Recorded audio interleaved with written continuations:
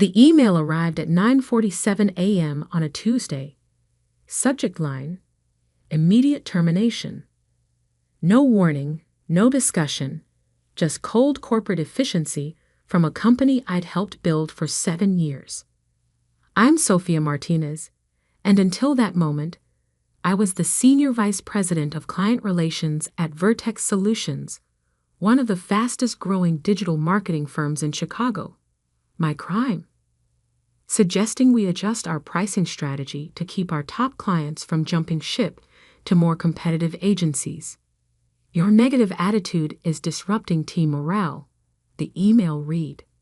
Translation: I dared to question CEO Michael Bennett's latest cash grab.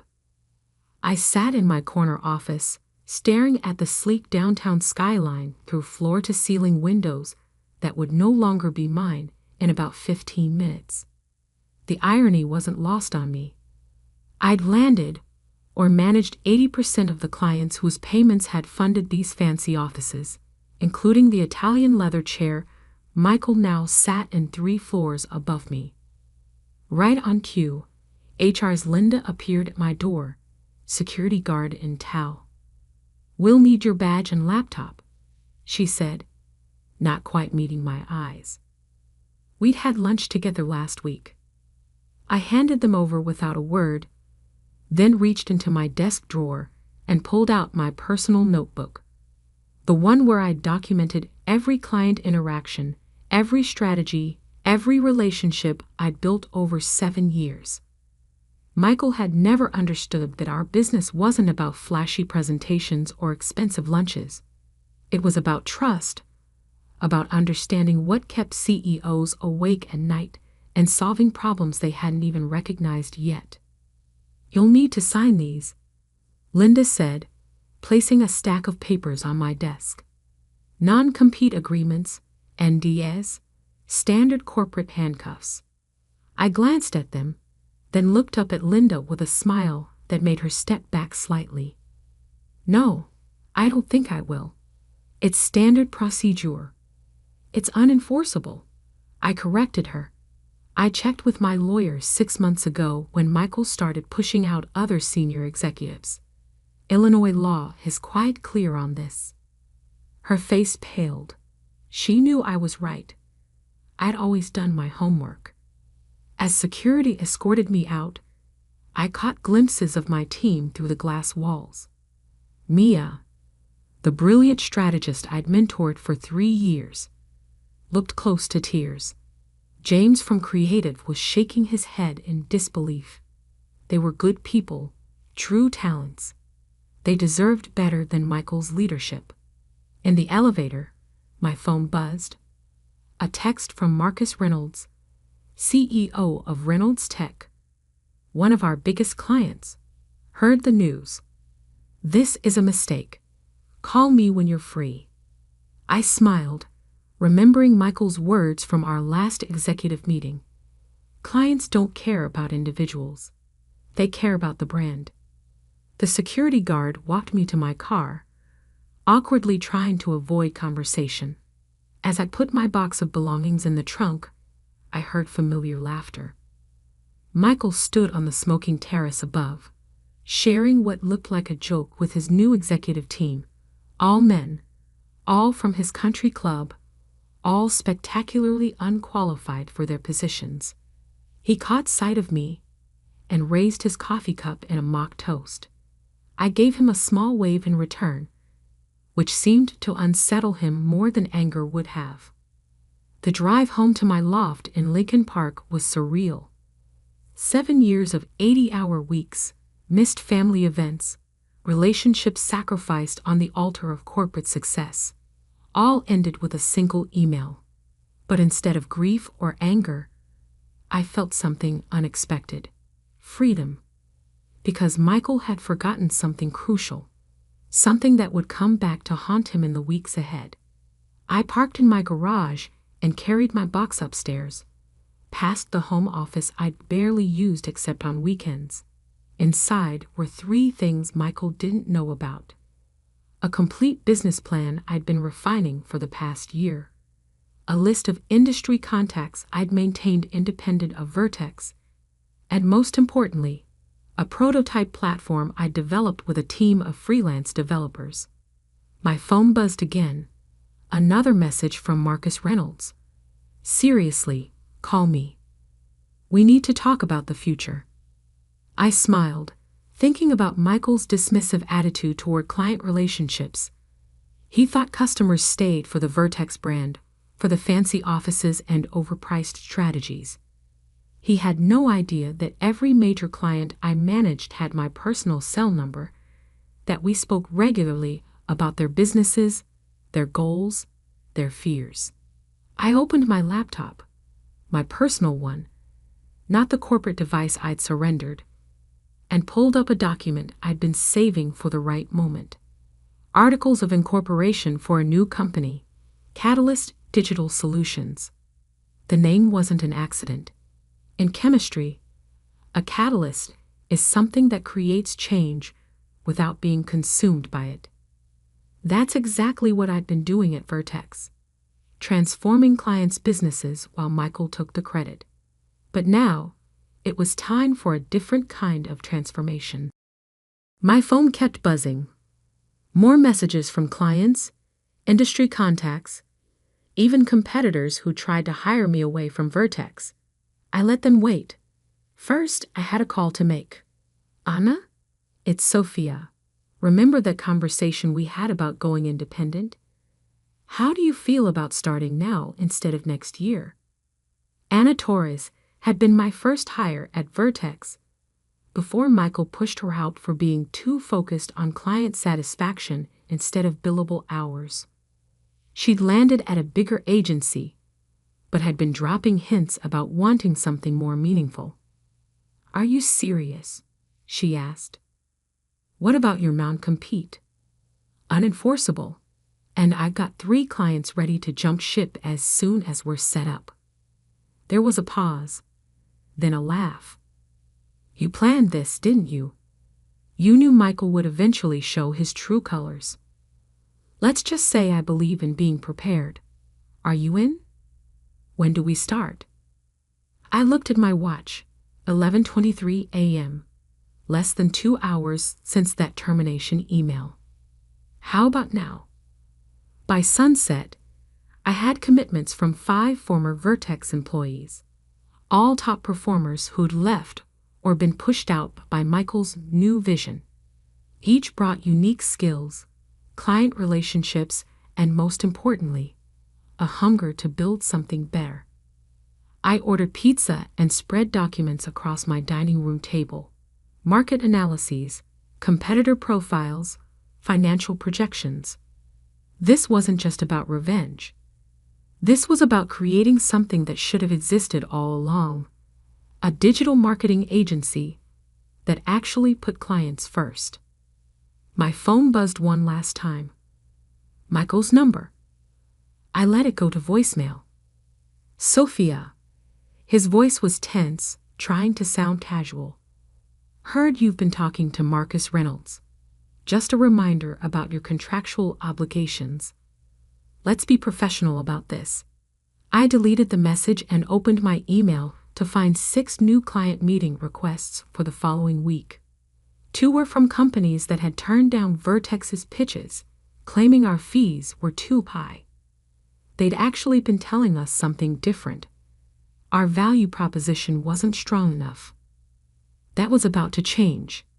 As I worked late into the night, finalizing proposals and sketching out service packages, I thought about Michael's parting shot from the smoking terrace. He thought he was ending my career.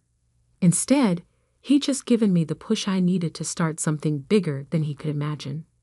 Tomorrow, I would begin reaching out to clients. Not to steal them.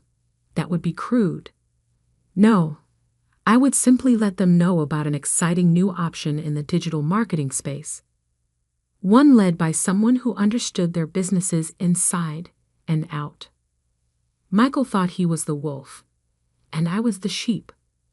He was about to learn an expensive lesson about assumptions. And the best part? He'd never see it coming. 1 week after my termination, I sat in a sleek conference room at the Reynolds Tech headquarters, watching Marcus Reynolds read through my proposal for Catalyst Digital Solutions. The silence was heavy with potential. "This pricing structure," he said finally, looking up. "It's 30% lower than Vertex's, but with more deliverables." "Because we don't have to support unnecessary overhead," I replied. "No marble lobbies, no corporate retreats to Aspen, no bloated executive salaries, just results." Marcus nodded slowly. "And the team?" "Ana Torres handling strategy. James Chen running creative." "Yes, the same James who designed your last 3 campaigns." "Maria Rodriguez managing data analytics." All former Vertex stars who left for the same reasons I did. "Michael's going to have a fit," Marcus mused, a slight smile playing at his lips. "Michael's going to have bigger problems soon," I said quietly. "Have you looked closely at your last 3 reports from Vertex?" Marcus frowned. "What do you mean?" I pulled out a detailed analysis I'd prepared. They've been recycling strategies across clients, even competitors. Same templates, same approaches, just with different logos slapped on. "You're paying premium prices for cookie-cutter work." His face darkened as he reviewed the evidence. I'd spent years building trust with Marcus, and he knew I wouldn't make accusations without proof. "When can you start?" I smiled. "We already have. Check your email. There's a preliminary audit of your current digital presence with specific recommendations. Consider it a good faith demonstration." By the time I left Reynolds Tech, I had a signed contract for twice the budget I'd proposed. Marcus didn't just want to switch agencies, he wanted to send a message. Back at our temporary office, a converted industrial loft in Rigger North that actually had more character than Vertex's sterile space, the team was growing. Word had spread that something new was brewing, and talent was flooding in. "Sophia," Anna called as I walked in. "The Murphy account just reached out. They want to meet tomorrow." Murphy Global was Vertex's second-largest client. I'd personally handled their expansion into Asian markets last year, a project Michael had tried to take credit for at the annual agency awards. "Also," Anna continued, lowering her voice, "Maya just quit Vertex. She's in the break room if you want to say hello." I found Mia making coffee, looking both nervous and excited. "I couldn't stay," she blurted before I could speak. "After seeing what they did to you, how they're running things now, please tell me you have room for another strategist." I hugged her. "I've been saving a desk for you." That afternoon, my phone buzzed with a text from Linda in HR. "Michael's on a rampage." Reynolds' termination letter arrived. 3 other clients asking for their files. He's called 4 emergency board meetings in 2 days. I didn't respond, but I saved the message. Linda had been sending these updates all week, her small act of rebellion against a toxic system. By Friday, we had our first crisis. Michael's lawyers sent cease and desist letters to everyone who'd left Vertex, claiming breach of contract and theft of trade secrets. I gathered the team in our main space. "Who's worried about these letters?" Nervous glances were exchanged until Anna spoke up. "They can't really enforce those agreements, right?" I projected our lawyer's response onto the wall. "All non-compete agreements are invalid under current state law. Client relationships and industry knowledge are not proprietary information. Vertex Solutions has no legal basis for their claims." The relief was palpable. "But that's not why I called this meeting," I continued. "Look around this room. 2 weeks ago, we were all following someone else's vision, working in golden handcuffs. Now we're building something of our own. The question is, What exactly are we building? For the next 3 hours, we mapped out not just a business plan, but a manifesto. Catalyst wouldn't just be another digital agency. We'd be partners in our clients' growth, with skin in the game, performance-based fees, profit sharing, real innovation, not recycled templates. As we worked, my phone kept buzzing with updates from Linda. Michael just fired the entire creative department. 3 more board meetings scheduled. Clients asking questions about staff turnover. Emergency calls with investors. I smiled, remembering Michael's mockery when he'd heard rumors of my new venture. Good luck competing with us. You'll be bankrupt in months. Instead, Vertex was hemorrhaging talent and clients while we grew stronger each day. But the best was yet to come. Monday morning, I walked into a meeting with Universal Brands, Vertex's largest and most prestigious client. Their CNO, David Chen, had been skeptical of Michael's leadership for months. Honestly, David said after I'd presented our approach, "We were waiting for someone like you to create an alternative. Michael's been coasting on your reputation for years. Everyone knew it was you handling the real strategy." I left with not just a signed contract, but an introduction to 3 other potential clients. By the time I returned to our office, the team had popped champagne. "Universal Brands?" Anna asked, offering me a glass. "Universal Brands," I confirmed. "And they're bringing their entire portfolio." The celebration was interrupted by an urgent call from Marcus Reynolds. "Sophia, you need to see this. Michael just sent a company-wide email at Vertex. Someone leaked it to industry blogs." I pulled up the link he sent. Michael's message was a masterpiece of corporate denial. "Recent changes in staffing and client relationships reflect our strategic repositioning. Vertex remains the market leader in digital innovation. Any rumors of instability are competitor-driven propaganda." The comments section told a different story. Former employees shared stories of toxic leadership. Industry insiders posted about declining quality. Clients questioned the strategic repositioning narrative. "Should we respond?" Anna asked, reading over my shoulder. I shook my head. "We don't punch down. Let's focus on building something better." That evening, as I reviewed our growth projections, Linda sent one final update. "Board called emergency session for tomorrow." Heard words like vote of no confidence and leadership transition.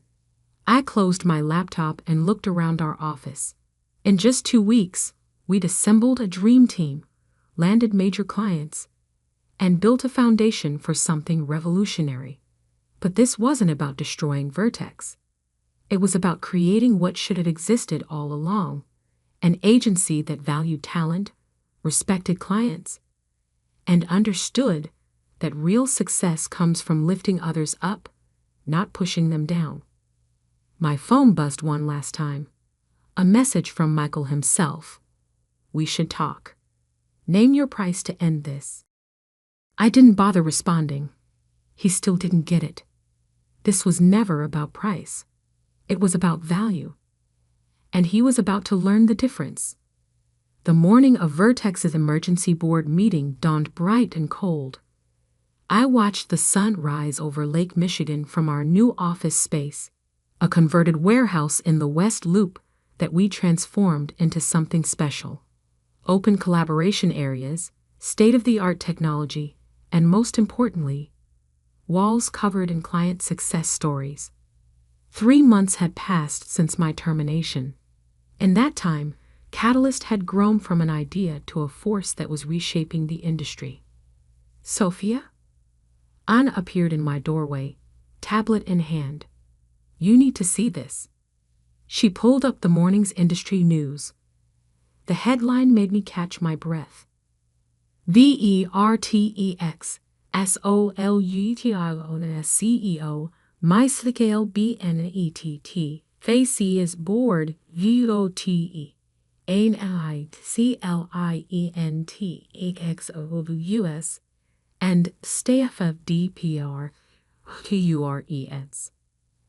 The article detailed everything: the loss of major accounts, the mass exodus of talent, and most damaging, anonymous quotes from current employees about mismanagement and toxic leadership. That's not all, Anna said, swiping to another screen. Our Q1 numbers just came in. I studied the figures, double-checking to make sure they were real. In just 3 months, Catalyst had achieved what Vertex took 7 years to build. But more importantly, we'd done it the right way. My phone buzzed. A text from Linda. Michael just arrived. He looks terrible. Board members are already here. I set my phone down and turned to Anna. How's the Universal Brands campaign looking? Her smile was bright. We launched the new strategy yesterday. Their engagement metrics are up 300% from their best numbers with Vertex. Perfect timing, I murmured. Just then, Maria burst into my office. The Thompson Group is here for their pitch meeting. And Sophia, you're not going to believe who's with them. I walked into our main conference room and had to suppress a smile. Sitting there was not just the Thompson Group's executive team, but also Robert Chase, chairman of Vertex's board. Ms. Martinez, Robert said, standing to shake my hand. I hope you don't mind me crashing this meeting. I've been hearing interesting things about Catalyst. Not at all, I replied smoothly. We believe in transparency here. The next hour was a masterclass in everything we built. We showed them real results, innovative strategies, and most importantly, a team that worked together seamlessly. No ego, no politics, just excellence. Halfway through our presentation, my phone lit up with another message from Linda. Michael just tried to present a strategic restructuring plan to save the company. Board members laughed out loud. Robert Chase watched us intently, saying little, but noting everything. After we finished, he stayed behind, while the Thompson team left to discuss their decision. Impressive operation you've built here, he said, walking around our office. Very different from Vertex. We had a different vision, I replied. Clearly. He paused at our wall of client success stories. You know, Michael told the board you'd fail within months. Said clients would never follow a mid-level executive to a new agency. I smiled. How's that prediction working out? About as well as his leadership. Robert turned to face me. The board is voting today on his removal, but we have a bigger problem. The company is bleeding talent and clients. Our stock has dropped 40% in 3 months. Sounds challenging. It is. Which is why I'm here. He pulled out a folder. We want to acquire Catalyst. I blinked. This I hadn't expected. Full autonomy, he continued. You'd run both companies, rebuild Vertex under the Catalyst model. Michael would be out completely.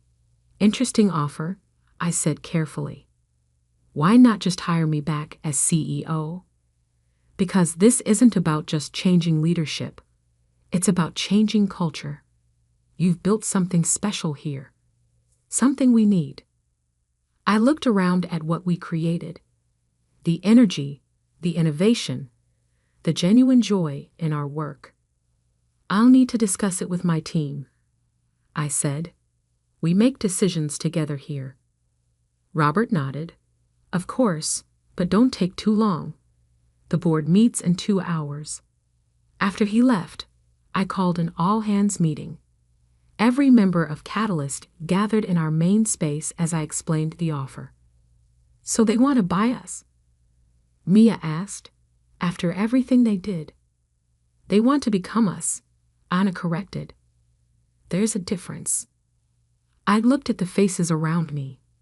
People who'd taken a risk, who'd believed in building something better. This isn't my decision alone, I said. We started this together. We decide together. The discussion lasted an hour. People raised concerns, saw opportunities, debated possibilities. Finally, Anna stood up. I think we all know what we want, she said.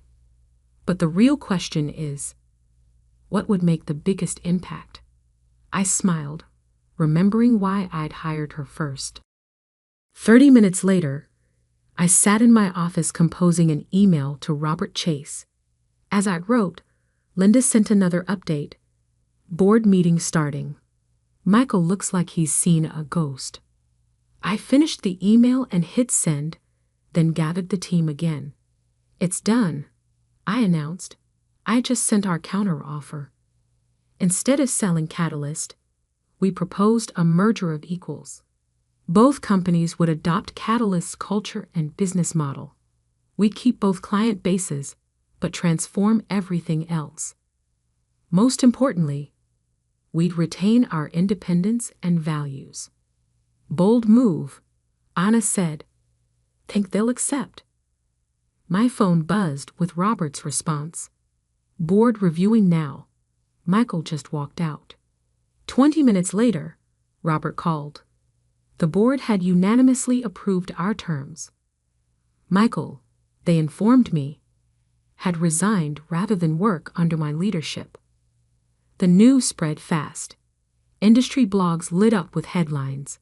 Digital marketing, DISRUPTD, KTLOEST, and VERTEXNERGE, in revolutionary deal. Sophia Memartiines, FRM fired EEXECUTIVE to industry PIONER. How AASTRTUV transformed a legacy agency. That evening, we hosted a company-wide meeting for both teams. The Vertex employees looked shell-shocked, alternating between hope and skepticism. I know many of you are wondering what happens next. I began. The answer is simple. We build something extraordinary. Not by following old rules or serving egos, but by creating real value for our clients and our people. As I outlined our vision, I saw the skepticism fade, replaced by excitement. By the end, even the most hardened Vertex veterans were nodding.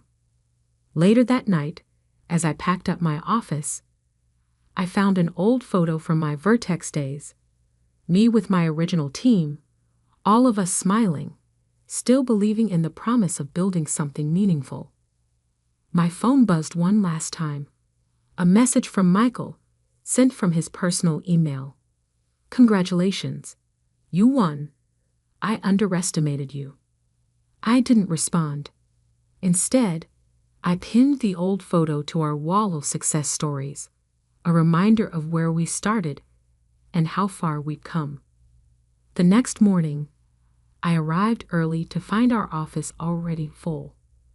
Vertex and Catalyst teams were working together, sharing ideas, breaking down the walls that had separated them. Anna appeared at my side. Pretty amazing, isn't it? 3 months ago, they fired you. Now you're running both companies. I shook my head. No, we're running both companies. That's what Michael never understood. True success isn't about individual power. It's about building something bigger than yourself. Speaking of building, she grinned. Wait until you see the new client requests that came in this morning. As I walked through our transformed office, greeting both old faces and new, I thought about Michael's mockery the day I left Vertex. Good luck competing with us. He'd been right about the luck part. We didn't need it. We had something better. We had vision, values, and most importantly, we had each other. And that was just the beginning.